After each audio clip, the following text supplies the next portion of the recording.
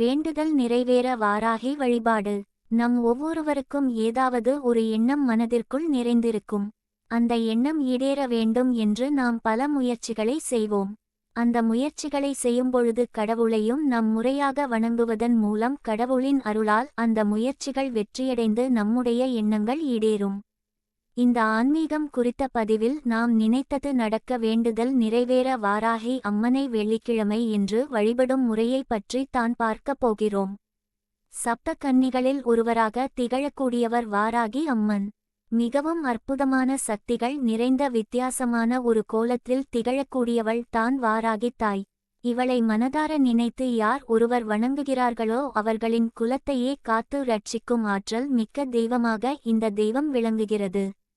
இந்த தெய்வத்திற்கு மிகவும் உகந்த திதியாக பஞ்சமி திதி இருந்தாலும் வெள்ளிக்கிழமை அன்று நாம் எந்த முறையில் வாராகி தாயை வழிபட வேண்டும் என்று தான் பார்க்க போகிறோம்.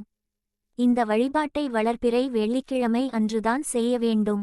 வராகி அம்மனுக்கு இரவு நேர வழிபாடு மிகவும் உகந்த நேரம் என்பதால் இரவு 8 மணியிலிருந்து 9 மணிக்குள் வாராகி அம்மனை வழிபட வேண்டும். வெள்ளிக்கிழமை 8 மணியில் இருந்து 9 மணி என்பது சுக்கிர பகவானுக்கு உரிய கோரையாக கருதப்படுவதால் இந்த வழிபாட்டை நாம் செய்யும்பொழுது நம்முடைய பண தேவைகளும் பூர்த்தியடையும் என்பது கூடுதலான ஒன்று. முதலில் வாராகி அம்மனின் புகைப்படம் அல்லது சிலை இருந்தால் அதை சுத்தம் செய்து சந்தனம் குங்குமம் இட வேண்டும். பிறகு சிவப்பு நிற மலர்களால் அலங்கரிக்க வேண்டும். அதோடு வாராகி அம்மனுக்கு என்று தனியாக ஒரு அகலில் நெய் தீப்மோ அல்லது நல்லெண்ணெய் தீப்மோ ஏற்றி வைக்க வேண்டும். அந்த விளக்கையும் பூக்களால் அலங்கரித்துக் கொள்ள வேண்டும்.